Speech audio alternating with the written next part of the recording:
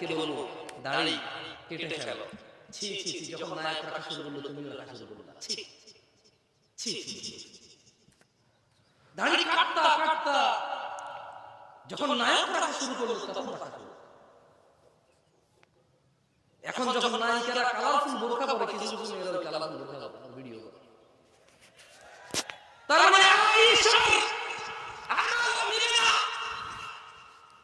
আমার বোনরা আয়েশা, হাফসা, ফাতিমা, হাফসা রাদিয়াল্লাহু তাআলা আনহুম আজমাইন ওদের আমল নেবে না। নায়িকা পড়লে পড়বে, বোরকা নায়িকা পড়লে পড়বে আমার বোন। এই যে এখানে আমার বোনরা বসে আছে, এখানে দেখা যায় হয়তো এটা ব্যবস্থা করছে ওরা।